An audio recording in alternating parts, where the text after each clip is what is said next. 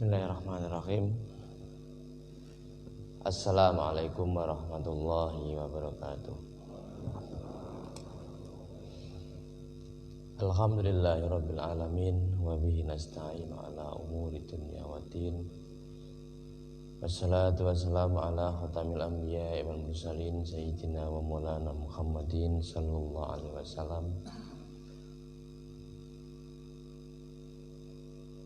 Jamaah yang dirahmati Allah, mari kita buka majelis ini dengan bacaan basmalah. Bismillahirrahmanirrahim. Pada pagi hari ini, mumpung masih ada kesempatan mengilmui tentang asyam, puasa, maka kita gunakan untuk mempelajari aspek hukumnya.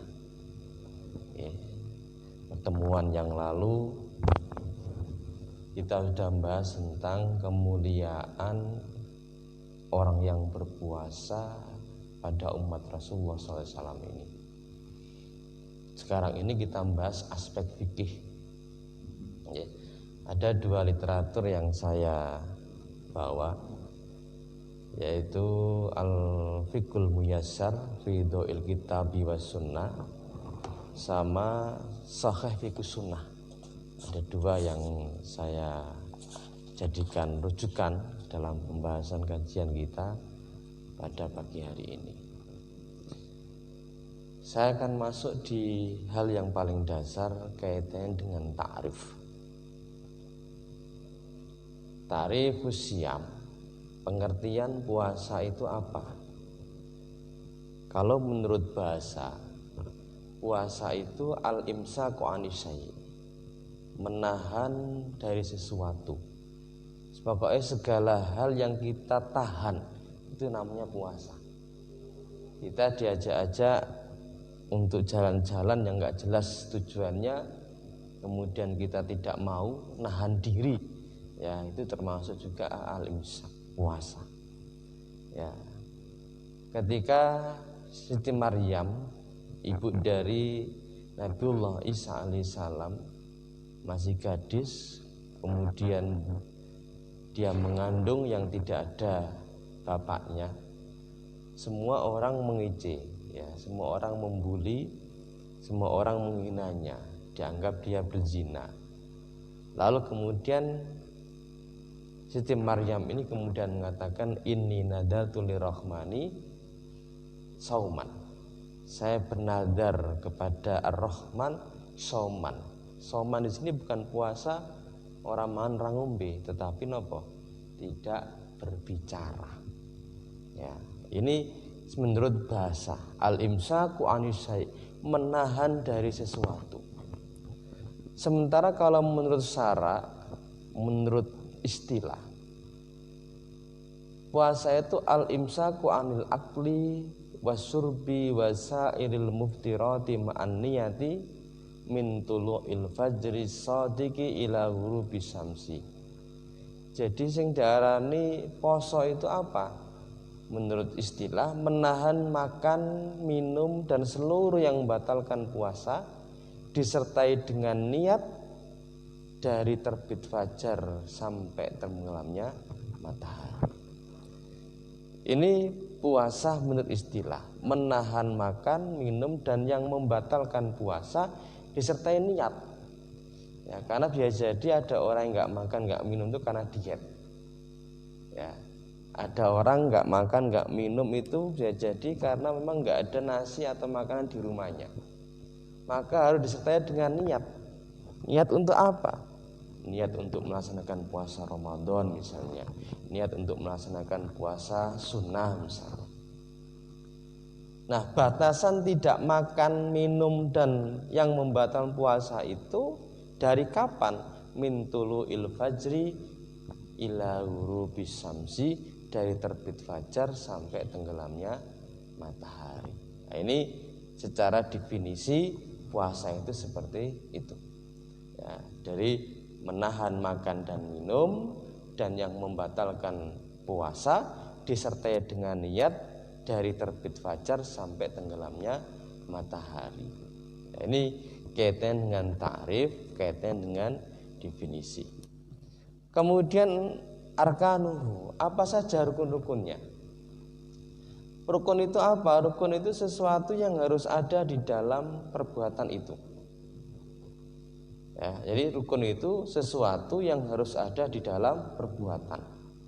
Sehingga kalau salah satu kita melakukan satu perbuatan tidak memenuhi rukunnya, maka tidak sah ya ibadah kita.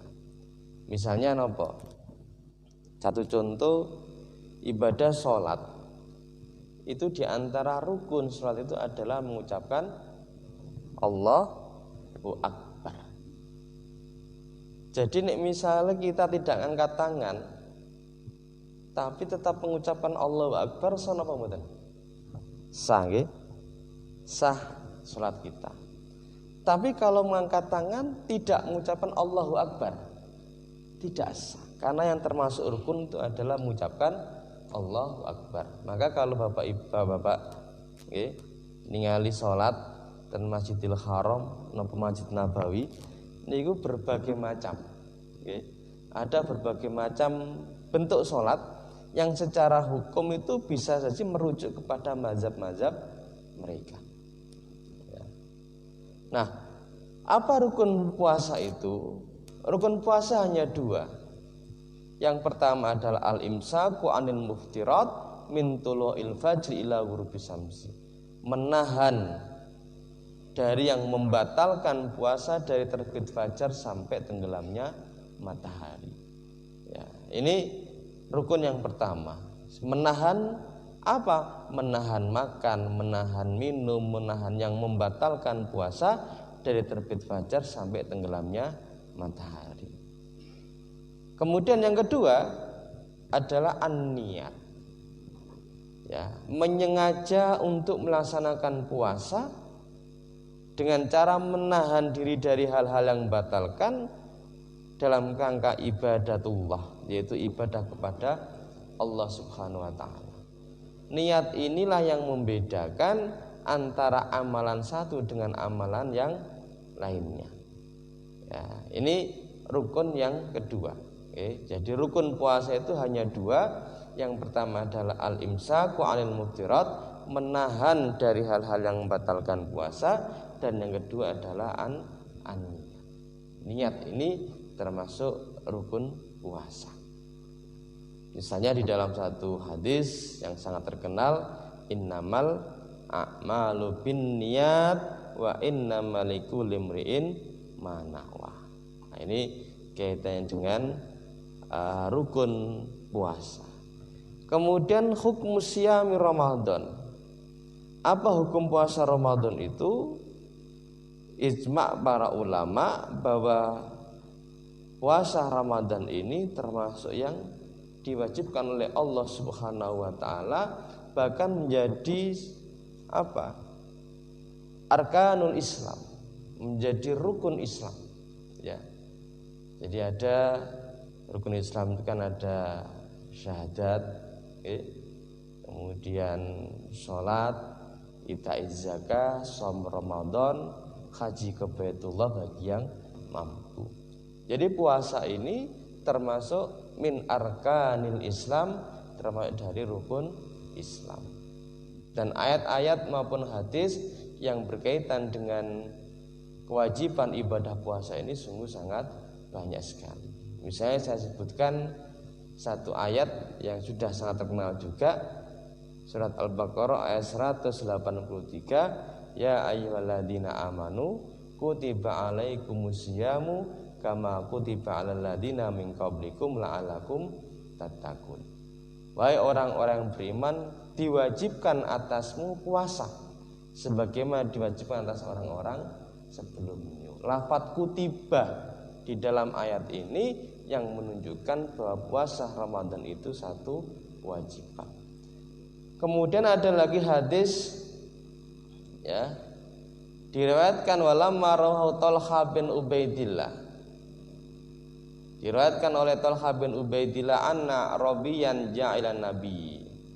Ada seorang Arabi itu Arab Badui yang datang kepada Nabi, wong desa kira-kira gitu. Sa'ir ra'si, ya jenenge wong desa napa udik nggih, rambutnya awut-awutan nggih. Karena mungkin berjalan atau naik onta gitu. Orang Arabi ini datang menemui Rasulullah SAW, ora takon piye carane sukses. Ora takon piye carane nggolek duit, tidak. Sing ditakokne niku bab tentang apa? Tentang puasa. Akhbirni madza faradallahu alayya anisiyam. Kata orang Arabi ini, ya Rasulullah, kabarkan kepadaku apa saja yang difardukan Allah kepadaku dari puasa. Ya. Maka Rasulullah menjawab, qala syahrul Ramadan, yaitu puasa Ramadan. Ala alayya ghairuhu, adakah kewajiban yang lain untukku? Jawab Rasulullah, la ila anta tawa'a syai'an, kecuali puasa tatawwu atau puasa sunnah. Ini satu hadis yang berkaitan dengan puasa Ramadan itu satu kewajiban. Bahkan kewajiban ini dianggap sebagai satu azma al ummati ala wujubi siyam Ramadan. Ya, para umat ini bersepakat atas wajibnya puasa Ramadan. Nah, ini kaitan dengan dalil-dalil yang berkaitan dengan wajibnya melaksanakan ibadah puasa Ramadan. Kemudian ada beberapa pembagian. Ada pembagian puasa. Puasa itu dibagi menjadi dua, wajib dan puasa sunnah. Yang puasa wajib itu dibagi lagi menjadi tiga, yaitu puasa Ramadan, puasa kafarat, dan puasa nadar. Nanti kita fokusnya di puasa Ramadan. Jadi puasa yang wajib itu yaitu shaum Ramadan yang akan kita laksanakan besok tanggal 13 ini insyaallah. Kemudian yang kedua puasa kafarat. Puasa kafarat ini puasa karena melanggar ketentuan di dalam ibadah puasa. Misalnya apa? Berhubungan badan di siang hari. Ya. Jadi waktu puasa kemudian berhubungan badan, maka dia harus puasa 2 bulan berturut-turut. Nah, nanti di belakang dijelaskan tentang hadis tentang itu. Ya. Kemudian puasa nadar. Puasa nadar ini secara hukum disamakan dengan kafarat sumpah. Ada di dalam surat Al-Maidah ayat 89. Yang diantara kafaratnya itu adalah apa? Memberi makan 10 orang miskin, atau memberi pakaian, memerdekakan budak, atau puasa 3 hari. Ya, ini termasuk puasa yang wajib dilaksanakan, yaitu puasa Ramadan. Puasa kafarat itu karena ada ilat, karena ada sebab melanggar sesuatu, maka dia harus melaksanakan puasa. Puasa nadar itu apa? Karena dia mewajibkan dirinya sendiri untuk melaksanakan satu kewajiban, ya, atau bersumpah tetapi tidak dilaksanakan, maka dia wajib membayar kafarat. Ya, ini kaitannya dengan pembagian. Nah, fokus kita Bapak sekalian pada shaum Ramadan. Pada minggu yang lalu kita sudah membahas tentang kemuliaan orang-orang berpuasa. Maka pada saat ini, pagi ini, kita masuk dalam pembahasan apa? Keutamaan puasa pada bulan Ramadan dan hikmah disyariatkan puasa itu seperti apa? Ada banyak hadis yang menyebutkan berkaitan dengan keutamaan puasa di bulan Ramadan. Misalnya dari Abu Hurairah radhiyallahu anhu, anin Nabi sallallahu alaihi wasallam qala man qama lailatal qadri. Ya, siapa yang mendirikan pada malam qadar itu hanya ada di bulan Ramadan.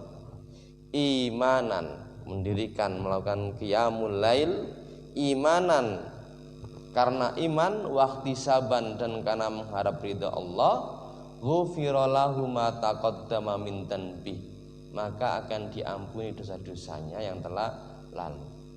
Wa man shoma ramadhana, nah ini keutamaannya.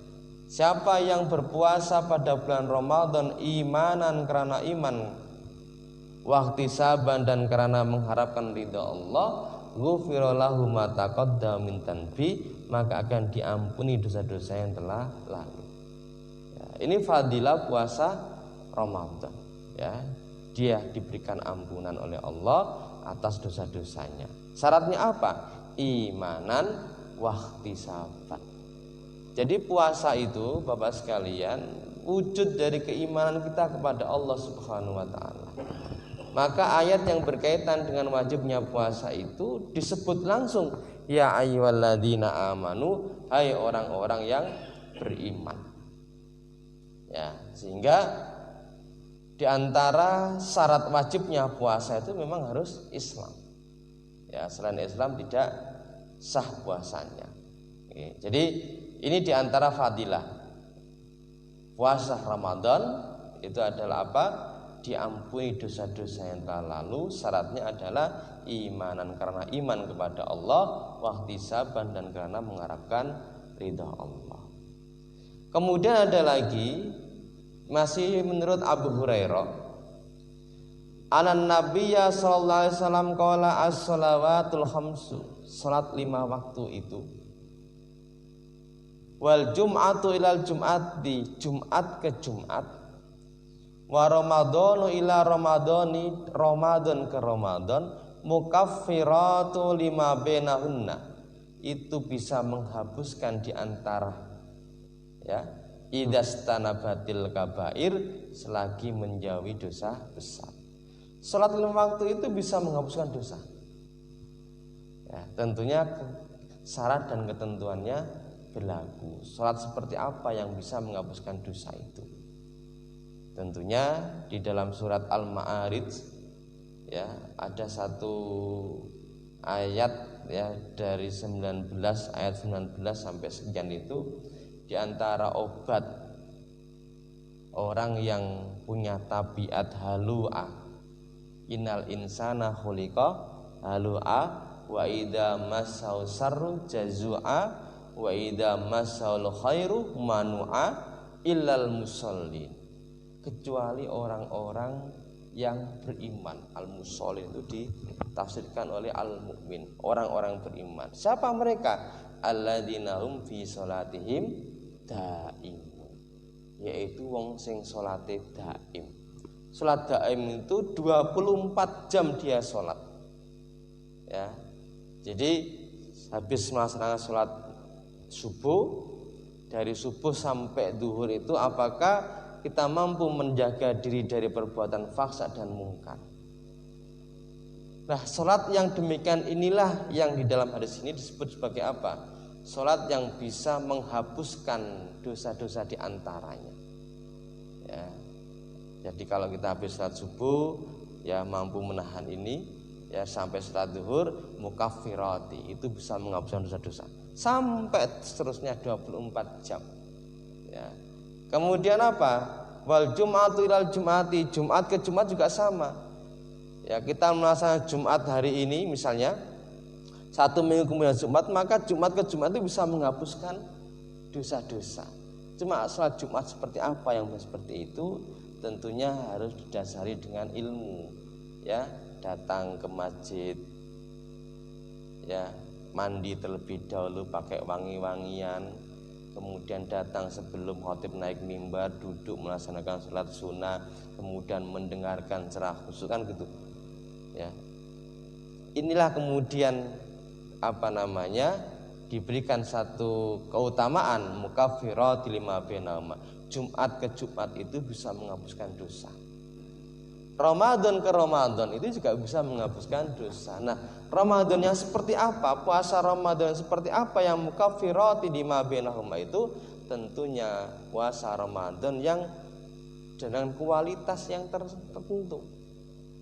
Ya, kalau puasa Ramadan hanya memuasakan perut saja dan di bawah perut, hanya menahan perut, menahan farji dari syahwat saja, ya itu sudah cukup, ya, dianggap sudah cukup melaksanakan puasa. Tapi kualitas puasa yang bisa menghapus dosa itu mestinya puasa itu mencakup seluruh, ya, tidak hanya makan minum berhubungan badan, tetapi seluruh anggota badan ini juga dipuasakan. Ini puasa yang bisa menghapus dosa, ya, idas tanabatil kabair, apabila menjauhi dosa besar. Nah, ini beberapa fadilah syahrul Ramadan atau siyamus syahrul Ramadan. Kemudian di antara hikmahnya, hikmah disyariatkan puasa Ramadan itu juga sangat banyak. Di sini disebutkan hanya 3 hal. Yang pertama adalah tazkiyatun nafsi, ya, mensucikan jiwa, wa tadhiruha, dan membersihkan jiwa, ya, min akhlatir radiyah, dari perbuatan-perbuatan yang rendah, ya. Ini diantara hikmah, ya. Jadi hikmah disyariatkan puasa itu adalah mensucikan jiwa kita. Maka di pembahasan kemarin saya sampaikan bahwa puasa itu mencakup 3 hal, ya. At-tarku, meninggalkan segala hal yang tercela, segala perbuatan-perbuatan tercela itu kita buang jauh-jauh, dalam bahasa tasawuf disebut dengan takhalli. Lalu kemudian al-fi'lu, setelah kita buang sifat-sifat tercela itu, lalu kemudian kita masukkan sifat-sifat mahmudah. Maka selama puasa itu kita memperbanyak amal-amal soleh. Keluar dari puasa, maka kita menjadi pribadi-pribadi yang muttaqin. Itulah yang kemudian disebut dengan tajaliyat. Ya, tajaliyat Allah itu adalah manifestasi dari sifat-sifat ketuhanan itu ada di dalam diri kita. Itu tazkiyatun nafs, dan puasa itu sarana untuk mensucikan jiwa kita. Kemudian ada lagi as-shaumu tazhidu fid dunya wa sahwatiha. Puasa itu bisa menjadikan kita menjadi zuhud di dalam dunia dan keinginan-keinginannya. Ya, karena harusnya begitu, karena dari sisi definisi tadi puasa itu al-imsaku anis syai', menahan dari sesuatu. Ya. Sesuatu yang halal secara hukum pada siang hari menjadi haram karena puasa. Ya, biasanya mangan enak-enak, mangan ping bolak-balik, begitu puasa maka menjadi hanya 2 kali. Nah, masalahnya sekarang ini kan jadi aneh. Harusnya puasa itu melahirkan sifat zuhud, justru puasa itu tingkat pengeluaran ekonominya itu malah tambah banyak. Nah, ini ada penyimpangan dari tujuan puasa. Hikmah puasa adalah supaya kita menjadi zuhud di dunia dan keinginan-keinginannya. Justru kemudian kita malah mengikuti atau menuruti hawa nafsu, ya. Harusnya kita targhib fil akhirat, kita bersenang-senang di dalam kehidupan akhirat selama bulan Ramadan itu. Ya, justru nek waya perpekan Ramadan kurang seminggu, wayahe do napa? Wayahe padha tuku baju baru, makanan dan macam-macamnya. Justru pada hari-hari terakhir Ramadan itu mestinya digunakan untuk memaksimalkan ibadah puasa, karena di dalamnya ada Lailatul Qadar. Kemudian yang ketiga, di antara hikmah puasa itu Ya ba'asu alal atfi alal masakin. Mendorong orang itu punya sifat empati kepada orang-orang miskin. Kenapa? Karena kita bisa merasakan derita yang dialami oleh orang-orang fakir miskin itu berkaitan dengan lapar. Puasa itu tetap saja sudah niat itu tetap lapar, haus. Ya. Itu derita yang juga dialami oleh orang-orang fakir miskin. Dengan kita merasakan yang demikian itu, lalu muncul sifat empati, melahirkan ketaatan kepada Allah Subhanahu wa taala dengan apa? Dengan kita menjadikan harta kita itu bisa kita sedekahkan kepada mereka. Ya, ini sifat empati ya yang dilahirkan dari semangat berpuasa ini bisa mengentaskan kemiskinan, saya kira begitu. Ya, kita memberikan makan kepada orang-orang miskin. Ya. Ini kaitannya dengan hikmah disyariatkannya puasa. Kemudian syarat sah, ya ini mudah-mudahan bisa diselesaikan. Oke. Di antara syarat wajibnya puasa itu, tadi saya katakan syarat wajibnya itu adalah al-Islam, sehingga tidak wajib dan tidak sah puasanya orang kafir. Ya. Jadi puasa itu syarat wajibnya adalah dia harus muslim, dan kita semuanya adalah muslim, maka kita punya taklif, punya beban kewajiban untuk melaksanakan perintah Allah Subhanahu wa ta'ala. Ya. Kenapa puasa itu hanya diwajibkan kepada orang Islam? Li'anna syama ibadatun. Puasa itu adalah ibadah. Ketentuan-ketentuan yang ditentukan oleh Allah Subhanahu wa ta'ala harus kita turuti, dan itu hanya berlaku bagi orang Islam, bagi orang kafir terserah. Ya, sama halnya dengan kita, ketika kita menyatakan diri sebagai seorang muslim, maka ishad bi anna muslimun, tunjukkan bahwa saya ini seorang muslim. Dalam aspek apapun, dalam hal ibadah maupun dalam hal ibadah maliyah atau ibadah yang berkaitan dengan dunia wiyah. Maka ibadah la tasihhu minal kafir, tidak sah dari orang kafir. Ini syarat wajib yang pertama, yaitu al-Islam. Kemudian yang kedua adalah al-bulugh, balik. Maka tidak wajib puasa ala malam yablugh. Tidak wajib puasa atas orang yang belum balik. Ya, ini berdasarkan hadis rufi al-qalamu an salasa. Pena itu diangkat dari 3 orang. Ya, di antaranya apa? As-sabiyyu hatta yahtalima. Dari anak kecil sampai dia bermimpi. Anak kecil itu belum ada taklif, belum ada beban untuk melaksanakan kewajiban Allah sampai kemudian ia bermimpi. Nah, bermimpi inilah kemudian di dalam agama sebagai batas dia sudah balik. Ya. Walakin tetapi tetap sah puasanya min ghairil balik lausoma. Seandainya orang yang belum balik itu berpuasa, tetap sah puasanya. Ya. Anggap-anggap itu sebagai latihan. Ya, bahkan disampaikan di dalam kitab ini, wayan bagi liwaliyin amarahu ayyamura bisyam liya'tadahu. Dan seyogyanya bagi walinya itu memerintahkan untuk melaksanakan berpuasa liya'tadahu, agar memiliki kebiasaan. Ya, makanya kalau dalam sholat 7 tahun itu sudah diperintahkan untuk bersholat sebagai latihan. Begitu masuk 10 tahun, ya itu kalau tidak bisa dipukul. Tentunya dipukul ini tidak kemudian dipukul yang menyebabkan sakit, tetapi diberikan contoh kepada anak itu, ya, diajak dan sebagainya. Nah, ini syarat wajib yang kedua. Kemudian yang ketiga, al-aqlu, berakal. Maka tidak wajib puasa itu bagi orang majnun, bagi orang gila. Ya, ini berdasarkan dari hadis tadi, rufi al-qalamu an salasin, diangkat pena itu dari 3 golongan, di antaranya adalah al-majnun hatta yufiqa, dari orang yang gila sampai kemudian dia sadar. Ya, orang gila itu tidak ada taklif, mau ngarol ngidul, mau tidak ibadah apapun itu malah bebas itu. Ya, sampai kemudian dia sadar. Kemudian yang keempat as-sihhatu. Di antara syarat wajib puasa Ramadan itu adalah as-sihhatu, sehat.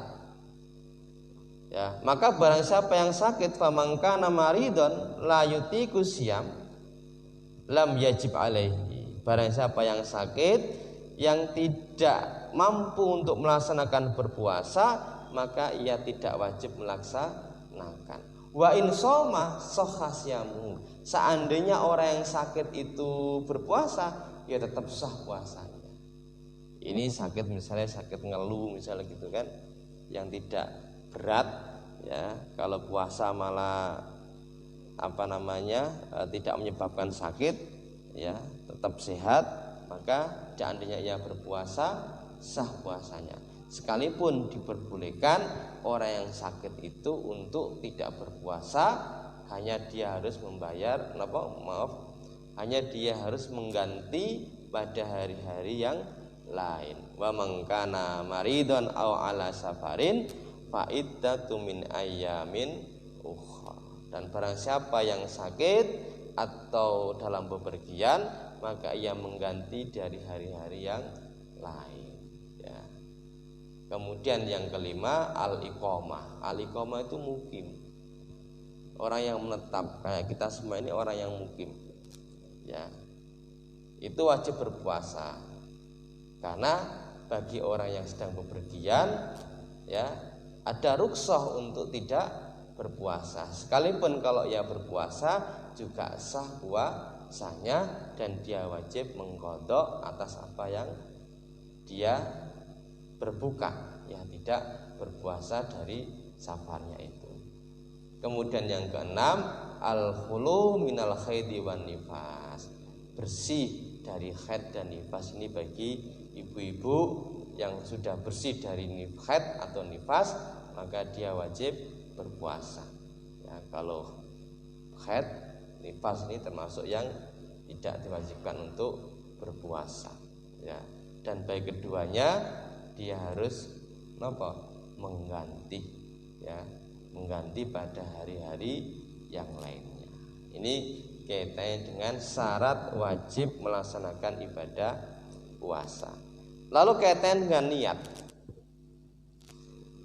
Kapan waktu niat puasa itu dilaksanakan? Jadi kapan waktu niat itu dilaksanakan? Ini memang ada beberapa pendapat. Di antara waktu niat itu dilaksanakan pada malam hari ya, atau terbenamnya matahari sampai dengan fajar ya. Kemudian yang kedua, niat itu terbenamnya matahari sampai dengan pertengahan siang, itu masih diperbolehkan ya. Jadi terbenamnya matahari sampai pertengahan siang, hal itu diperbolehkan ya. Ini dengan waktu niat puasa Ramadan itu ya. Hanya saja apakah niat puasa Ramadan itu diperbolehkan pada awal Ramadan sekali niat, kemudian untuk seluruh Ramadan?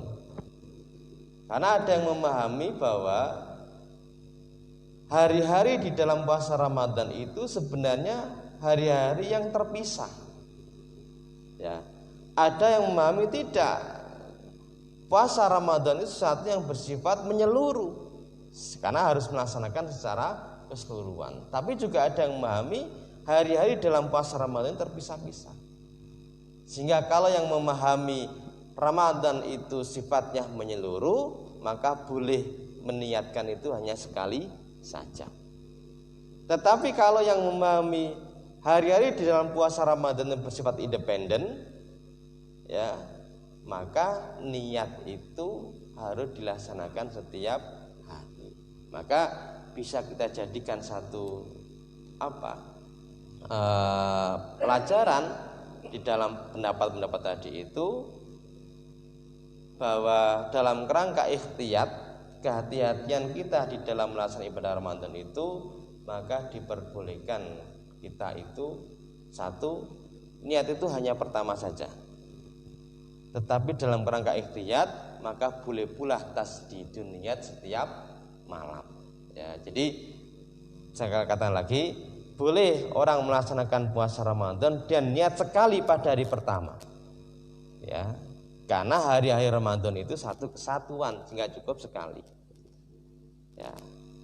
Kalau dalam kerangka ikhtiyat, kehati-hatian kita, maka dibolehkan pula tasdidun niat, yaitu memperbarui niat setiap malam, karena kita menganggap bahwa hari-hari puasa itu bersifat independen.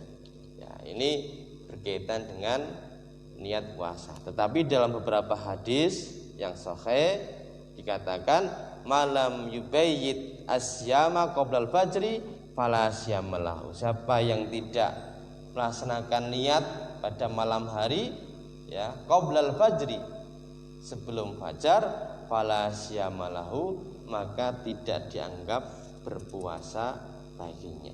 Nah, ini beberapa hadis. Maka baik kita, ya, sekalipun diperbolehkan niat itu hanya di awal saja, tetapi dalam kerangka ikhtiyat, berhati-hati di dalam melaksanakan ibadah puasa, maka kita hendaknya setiap malam tasdidun niat. Apakah niat itu boleh dijaharkan atau disirkan? Ini juga termasuk wilayah ikhtilaf. Iya, ada yang kemudian setiap malam habis tarawih itu nawa itu somagotin napa terus an ada isai Ramadana, ya, saya sendiri nggak hafal gitu. Ya. Jadi boleh melafalkan niat itu, ya, atau cukup niat menyengaja untuk melaksanakan ibadah puasa itu sudah cukup. Nah, ini kaitannya dengan waktu niat. Lalu hal-hal yang membatalkan puasa, saya akan ngambil di satu literatur yang lain. Hal-hal yang membatalkan puasa itu kalau mengacu kepada ayat secara umum, maka hal-hal yang membatalkan puasa itu pada dasarnya hanya 3. Ya, ada di dalam surat Al-Baqarah 187. Fal'ana basiruhunna wabtagu ma kataballahu lakum wa kulu washrabu hatta yatabayyana lakumul khaytul abyadu minal khaytil aswadi minal fajri summa atimus siyama ilal laili. Maka sekarang gauilah istrimu dan carilah apa yang telah Allah tetapkan bagimu, makan dan minumlah sampai jelas bagi kamu benang putih dari benang hitam minal fajri dari fajar, kemudian sempurnakanlah puasamu ilal laili sampai malam. Jadi kalau mengacu kepada ayat ini biwajin am, dari sisi umumnya ayat, maka yang membatalkan puasa itu hanya 3, yaitu berhubungan badan, makan dan minum. Ya, hanya 3 itu saja. Tetapi oleh para ulama kemudian dirinci, ya, berdasarkan beberapa hadis berkaitan dengan hal-hal yang membatalkan puasa yang didiamkan selain yang 3 tadi, makan, minum dan berhubungan badan. Nah, di antara hal-hal yang membatalkan puasa yang didiamkan di dalam ayat tadi itu oleh ulama dibagi menjadi 2. Yang membatalkan puasa dan wajib mengqadha. Ya. Yubtilus siyam wa yujabul qadha. Siapa saja mereka? Makan, minum dengan sengaja. Ya, itu membatalkan puasa. Bagaimana jika lupa? Man nasiya wa wasaimun fa akala aw syaraba falyatimmu shaumahu. Siapa yang lupa padahal dia dalam keadaan berpuasa, maka hendaklah menyempurnakan puasanya. Ya.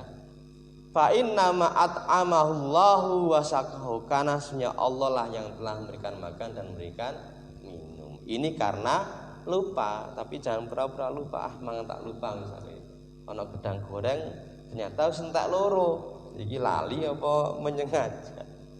Jadi yang membatalkan puasa itu makan minum dengan sengaja. Ya, makan minum dengan sengaja.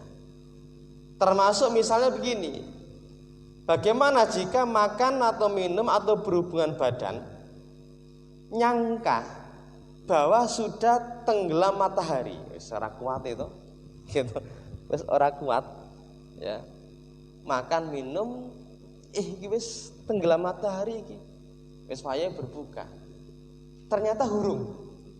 Misalnya begitu. Ternyata hal itu belum terjadi. Maka ada dua pendapat. Yang pertama, anna alaihi qadha. Ya. Bahwa dia wajib mengqadha. Ini mazhab jumhur ulama minhum al-aimatul arba. Tetaplah dia mengqadha, ya. Ini pendapat jumhur ulama. Kemudian yang kedua, la qadha alaihi. Ya, tidak perlu mengqadha. Ini mazhab Iska, ya. Kemudian Ahmad, Dawud, Ibnu Hazm, ya, wa ila jumhur salaf. Ya, ini tidak ada qadha. Berdasarkan apa? Firman Allah Subhanahu wa taala, "Laisa 'alaikum junahun fi ma akhtatum bihi, walakin ma ta'ammatat qulubukum." Tidak ada dosa bagimu jika kau melakukan kesalahan. Tetapi apa yang kamu sengaja itu yang ada di dalam hatimu. Jadi kalau melakukan satu itu bukan karena kesengajaan, kan hanya yakin iki wis maghrib, tapi ternyata hurung misalnya begitu kan, padahal udah makan, udah minum, bahkan udah berhubungan badan. Maka pendapat yang pertama tetap dia mengqadha. Pendapat yang kedua tidak ada qadha. Kenapa? Karena tidak ada dosa bagimu fi akhtatum, di dalam apa-apa yang kamu lakukan kesalahan, tetapi apa yang kamu sengaja di dalam hatimu. Sengaja pora itu. Ya, kalau sengaja berarti dia harus mengqadha. Kemudian ayat yang kedua yang dijadikan dalil, Rabbana la tu'akhidna in nasina aw akhtana. Ya, ya Allah, Tuhan kami, janganlah Engkau siksa kami jika kami lupa atau kami melakukan kesalahan. Ini dalil yang digunakan oleh pendapat yang kedua, bahwa orang yang sudah makan dan minum atau berhubungan badan, donan, dia menyangka bahwa ini sudah waktunya tenggelamnya matahari. Matahari sudah tenggelam. Ya, ternyata tidak. Ada dua pendapat berkaitan dengan hal ini. Kemudian yang kedua, ada persoalan lain misalnya, bagaimana jika makan, minum dan sengaja, apakah juga diwajibkan untuk mengqadha? Ya, makan minum dengan sengaja, apakah diwajibkan untuk mengqadha saja? Ini juga ada dua pendapat. Pendapat Syafi'i mengatakan, ya Syafi'i dan Ahmad, wa katsirun min alil ilmi li adama wurudun nasbi yujabul kafara illa bijima. Jadi orang yang makan minum dengan sengaja, dia hanya wajib mengqadha saja, ya, tidak harus membayar kafarat. Karena apa? Karena tidak adanya nas sebagaimana yang ditetapkan berdasarkan berdasarkan hadis, ya, li adam wurudun nasi, tidak adanya nas yang mewajibkan untuk membayar kafarat kecuali jima. Yang kedua, orang yang makan dengan sengaja, ya, anta amudal akli wasyurbas sarobi yujabul qadha wal kafarat. Ini pendapat Imam Malik dan Abu Hanifah. Orang yang makan dengan sengaja pada bulan Ramadan, maka dia wajib mengqadha dan membayar kafarat. Dikiaskan dengan apa? Dengan jima. Dikiaskan dengan berhubungan badan. Kenapa? Pintiyai haramati somi, karena dia menyelesaikan keharaman yang diharamkan di dalam puasa. Nah, ini persoalan-persoalan hukum ini memang selalu ada perbedaan di dalam menyikapi satu masalah. Kemudian hal-hal yang membatalkan yang lain adalah apa? Ya, membatalkan dan wajib mengqadha, ta'amudul qai, menyengaja muntah. Ya, menyengaja muntah, dilogok atau seperti apa? Jika muntahnya itu karena sendiri, ya, orang tidak ada kesengajaan kemudian dia muntah, maka ia tidak ada qadha dan tidak ada kafarat. Jadi yang menyebabkan batalnya puasa itu karena menyengaja muntah. Jadi entah dilogok, entah diapakan yang kemudian muntah, maka itu membatalkan wudu. Dan jika dia keluar sendiri tanpa ada kesengajaan, fala qadha alaihi, maka tidak ada qadha wala kafaratun, dan tidak ada kafarat, bila khilafin, tanpa ada perselisihan. Ini berdasarkan hadis dari Abu Hurairah, anan Nabiyya sallallahu alaihi wasallam qala man dara'ahu, siapa yang terdorong al-qai'u untuk muntah, falaisa alaihi qadha, maka tidak ada baginya qadha. Jadi wong terdorong untuk muntah, pengen muntah, enggak sengaja, kan ada orang yang mual kemudian muntah. Wa man istaqa'a, dan siapa yang menyengaja, wa man istaqa'a amdan, menyengaja untuk muntah, fal yaqdi, maka hendaklah ia mengqadha. Ya, jadi yang menyebabkan batalnya puasa itu muntah yang disengaja. Kalau ia muntah dengan sendirinya, terdorong untuk muntah, maka dia tidak ada kewajiban untuk mengqadha. Ya. Kemudian yang selanjutnya yang membatalkan puasa dan wajib qadha adalah al-haidu wan nifas. Haid dan nifas ini yang membatalkan puasa. Dia wajib mengganti pada hari yang lainnya. Kemudian ta'ammudul istimna, menyengaja istimna. Ya, istimna itu apa? Ta'ammudu ikhrajul mani bima dunal jima. Sengaja mengeluarkan mani tanpa jima, tanpa berhubungan badan. Ya, bahasanya itu onani atau masturbasi. Kal istimna bil yadi, ya, dengan tangan, au al mubashira, atau dengan cumbuan, ya, dengan cumbuan atau seperti yang demikian, itu yang menyebabkan keluarnya, ya, mani dengan sengaja. Ini yang membatalkan puasa. Ya. Kemudian selanjutnya termasuk yang membatalkan puasa itu apa? Niyatul iftar. Niat untuk membatalkan. Kenapa niat saja itu dianggap sebagai pembatal puasa? Karena niat ini termasuk syarat wajib dan termasuk rukun. Sehingga ketika orang itu sudah meniatkan untuk batal, maka sudah batal. Karena itu berarti tidak terpenuhnya syarat dan rukun dalam berpuasa itu. Ya. Kok enak batal misalnya gitu nggih. Itu sudah batal itu. Karena itu berarti tidak terpenuhnya syarat dan rukunnya. Kemudian yang kedua, yang selanjutnya, yang membatalkan puasa wajib mengqadha dan bayar kafarat. Itu di sini disebutkan hanya ada satu, yaitu apa? Berhubungan badan, tidak yang lainnya. Ada satu riwayat begini dari Abu Hurairah radhiyallahu anhu qala, bainama nahnu julusu indan nabi, di antara kami ini pernah duduk-duduk bersama Rasulullah sallallahu alaihi wasallam. Idja'ahu rajulun, tiba-tiba datang seorang laki-laki, faqala, maka matur laki-laki itu, ya Rasulullah, wahai Rasulullah, halakat, celaka. Qala malaka, ada apa kamu ini?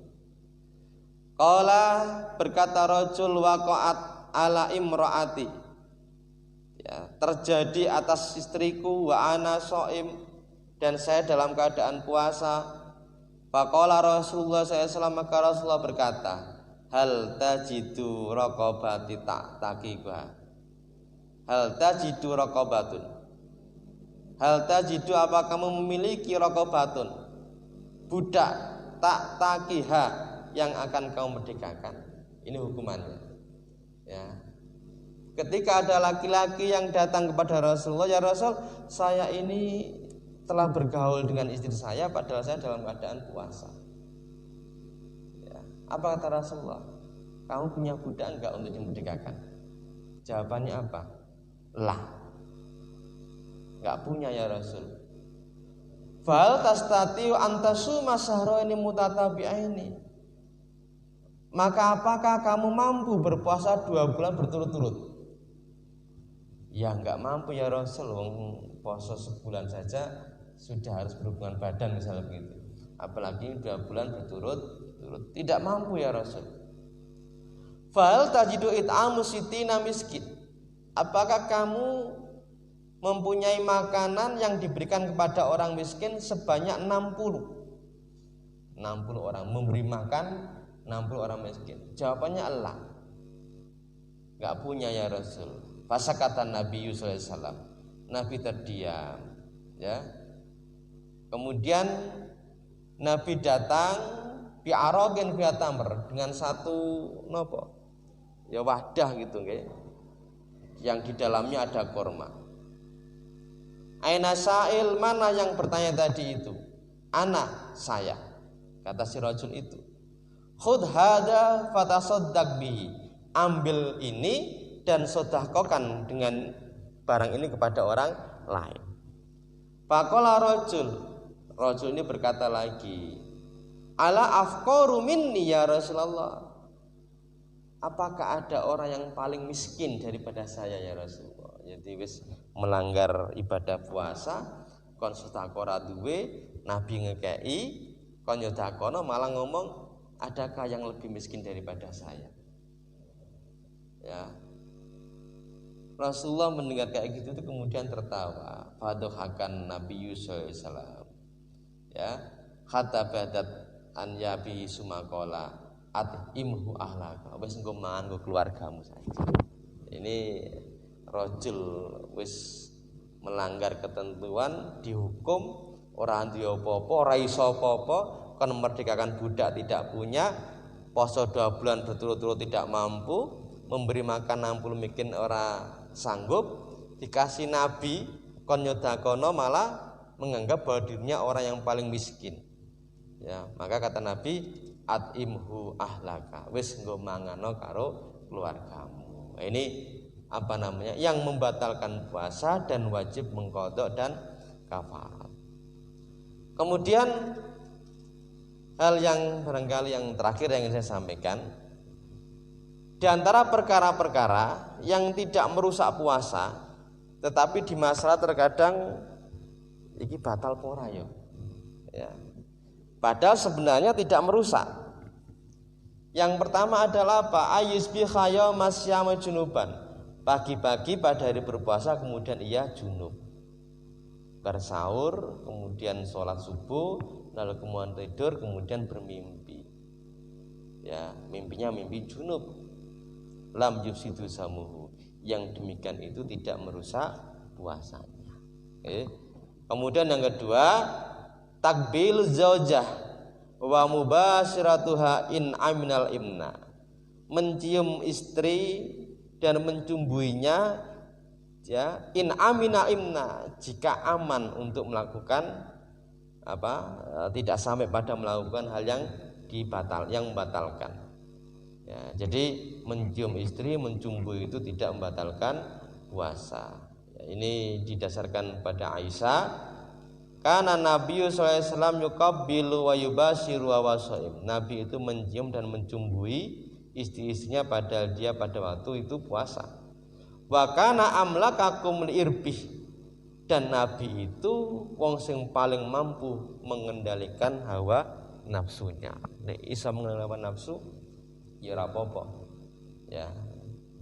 Nek malah mencium atau mencumbui tadi kebablasan, nanti kena hukuman tadi, memerdekakan budak, puasa 2 bulan berturut-turut, atau memberi makan kepada 60 orang miskin. Kemudian yang selanjutnya yang tidak termasuk merusak puasa itu adalah apa? Al-iktisal, mandi, wasabbu ala ra'si tabarut.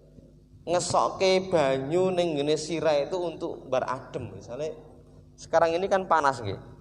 Pas poso niku kemudian panas-panas disokke banyu. Ya, supaya adem sirahe, itu tidak termasuk yang membatalkan puasa. Ya. Dalam satu riwayat diceritakan an ba'dus sahabati. Ya. Qala laqad ra'aitu Rasulullah SAW, kata sahabat ini, saya melihat Rasulullah SAW bil araj. Ya, di satu daerah namanya Araj. Yusabbu, nuangkan Rasulullah ala ra'si ing sirahe Rasulullah almaa ing banyu.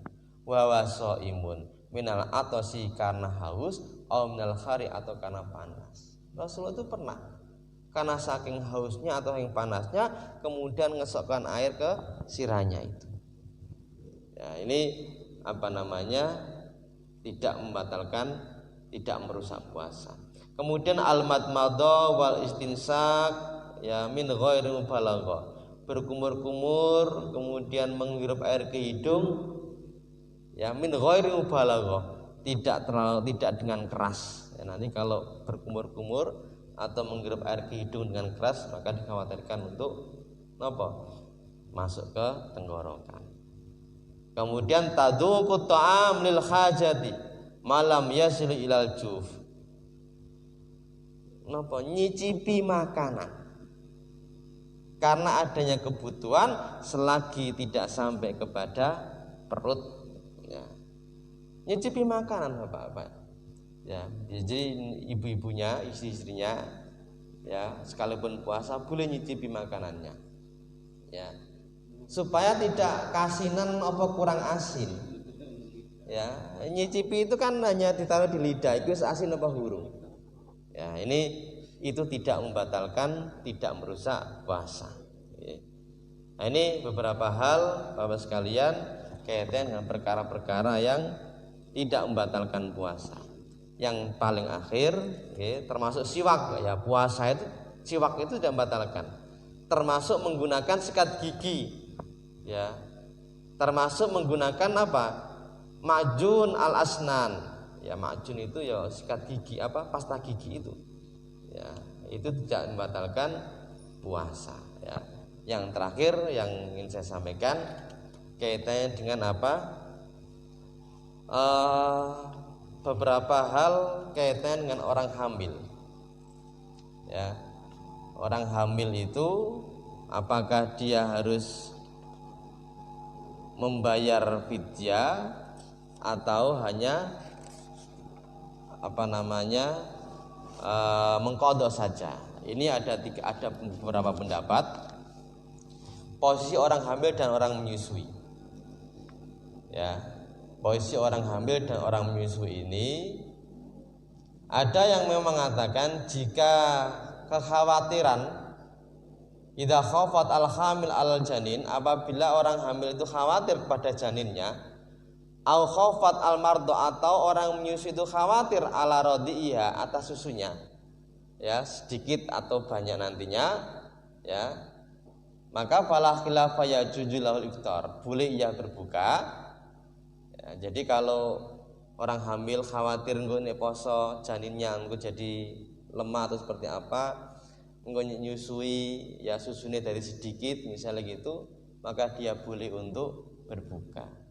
Yang diperselisihkan oleh ulama itu adalah apakah dia wajib mengqadha saja atau membayar fidyah. Ini ada 4 pendapat ya, ada 4. Yang pertama adalah bagi orang hamil dan orang yang menyusui itu keduanya qadha wal it'am an kulli yaumin miskin.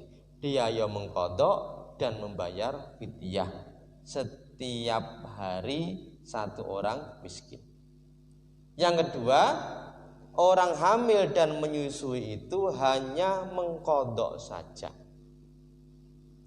Jadi ini istri-istrinya atau anaknya yang lagi hamil ya atau menyusui, kalau ngerti pendapat yang kedua ini dia hanya mengqadha saja. Kemudian yang ketiga, orang hamil dan menyusui hanya membayar fidyah saja tanpa mengqadha. Ya. Kemudian yang keempat, ini pendapat yang paling enak barangkali, tidak mengqadha dan tidak membayar fidyah. Ini pendapat dari Ibnu Hazm ya, karena secara hukum memang syariat tidak mengizinkan di antara mereka itu berpuasa. Karena dianggap kategorinya adalah orang sakit. Nah, ini beberapa hal Bapak Ibu sekalian yang berkaitan dengan aspek hukum berpuasa, mudah-mudahan bisa kita pahami dan bisa menjadikan ibadah kita itu menjadi lebih baik. Itu barangkali ada yang mau didiskusikan, barangkali satu atau nggih. Nggih.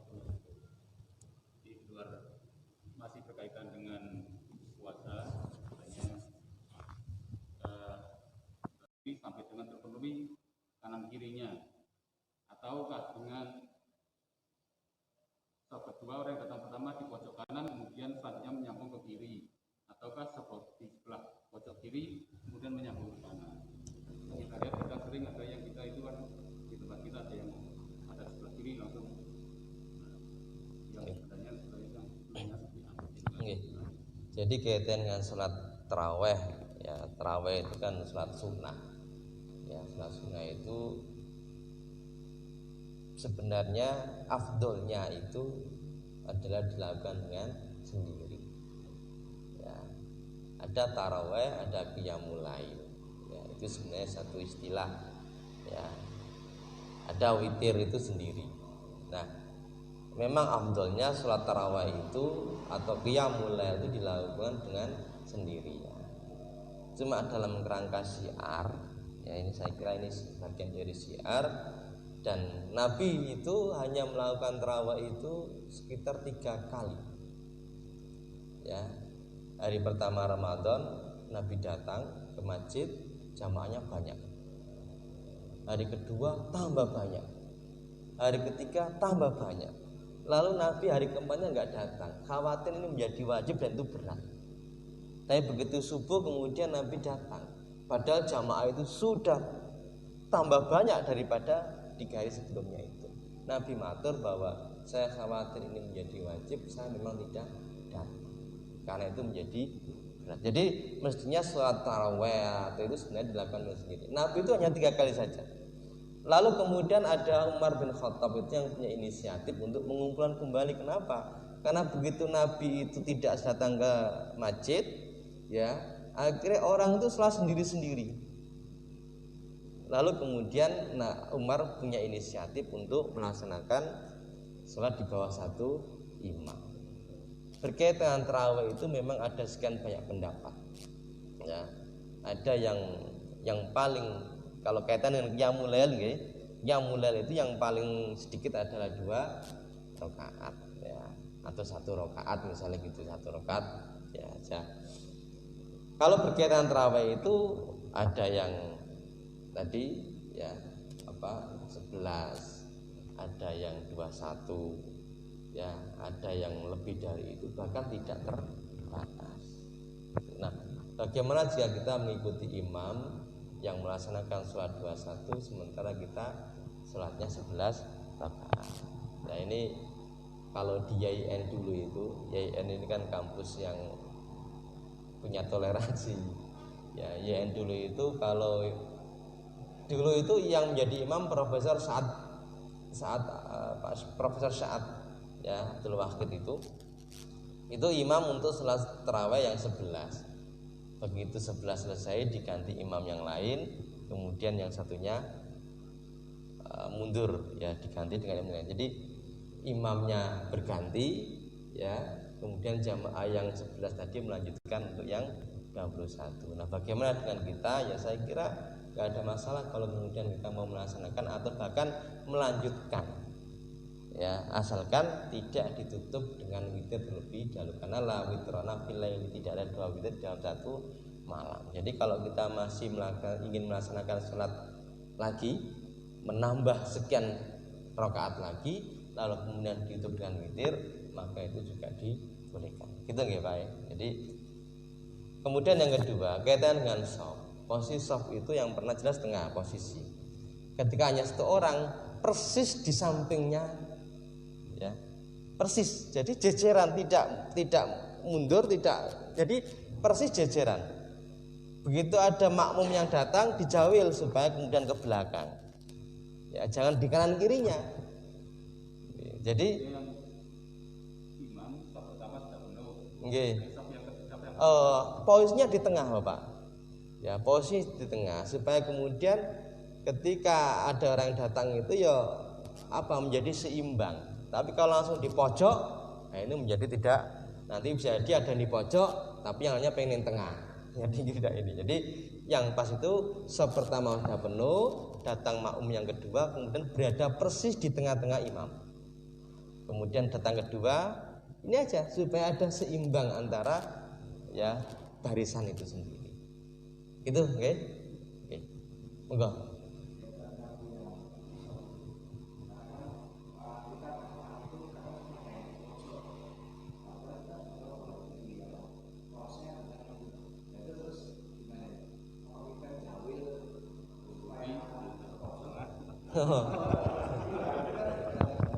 Ya, kalau jawil nanti berjalannya melebihi dari 3 repot.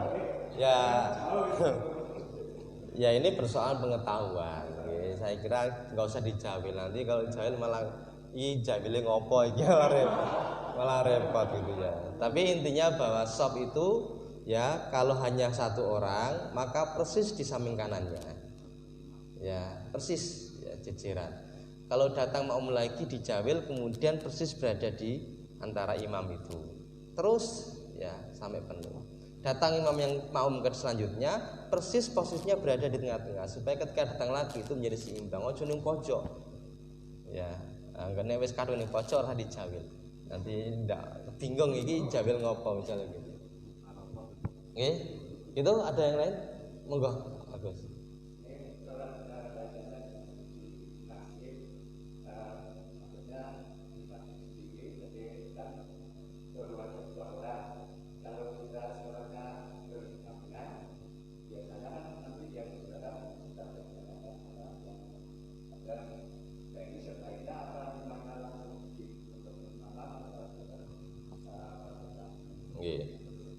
Jadi ini posisi ya.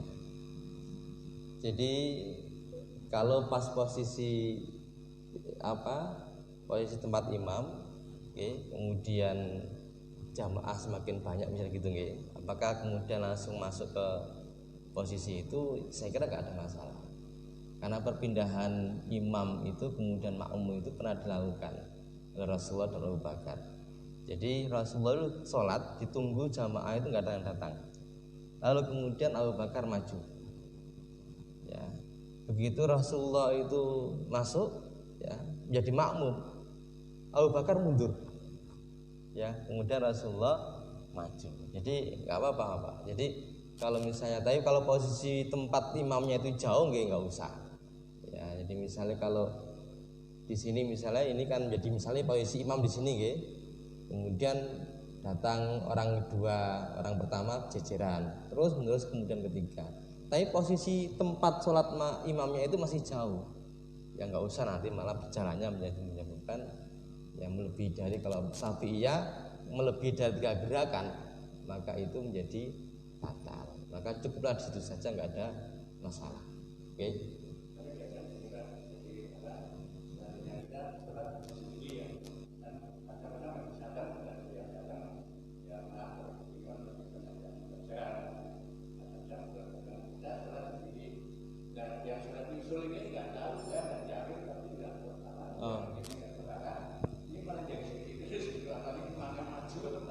Oh gitu. Ya ya. Jadi memang isyarat ya, diantara isyarat menjadi makmum ketika mau bermakmum itu ya cukup dijawil saja misalnya gitu ya. Ya, jadi atau langsung kemudian kalau menjadi umumnya langsung diantara salah satu itu punya inisiatif untuk menjadi imam. Ya itu juga diperbolehkan. Langsung mengeraskan suaranya. Tapi intinya ya tetap saja orang itu berjamaah. Kalau ingin berjamaah, kalau kemudian dia tahu bahwa ini melaksanakan sholat fardu, ya dia menyengaja untuk menjadi makmum, memberikan isyarat dengan tuntukan seperti apa, kemudian dia melaksanakan ibadah sholat. Ya. Atau dia jadi ngerti ini wis sholat, lalu kemudian itu sholat sunnah misalnya gitu. Nah, ini juga menjadi persoalan, apakah diperbolehkan perbedaan niat di dalam melaksanakan ibadah sholat. Ketika ada makmum yang datang, ternyata ada orang yang melaksanakan sholat tapi sholat sunnah. Ya, apakah boleh orang datang melaksanakan sholat padahal ia ingin melaksanakan sholat asar misalnya? Nah, ini juga termasuk yang diperselisihkan. Ya, ada yang membolehkan bedanya niat antara imam dan makmum. Mu'adz bin Jabal itu pernah makmum bersama Rasulullah SAW melaksanakan sholat asar. Tapi karena Mu'adz bin Jabal ini adalah seorang tokoh satu daerah, kemudian dia pulang menjadi imam lagi. Terus sholat apa itu? Ya, jelas tidak boleh dalam satu melaksanakan 2 kali sholat wajib itu kan. Ini hal-hal yang kadang dari sisi pengetahuan itu memang harus terus kita perbanyak ya, agar aspek ibadah kita itu memang gimana cara menjadi makmum. Nek makmum masbuk itu seperti apa. Nah, ini pembahasan tentang fiqhus shalah itu juga penting untuk kita baca. Saya kira gitu. Oke, mudah-mudahan ada manfaatnya kajian kita pada pagi hari ini. Mari kita tutup dengan doa kifaratul majlis. Bismillahirrahmanirrahim. Subhanakallahumma bihamdika asyhadu an la ilaha illa anta astaghfiruka wa atubu ilaik. Walhamdulillahirabbil alamin. Wassalamualaikum warahmatullahi wabarakatuh.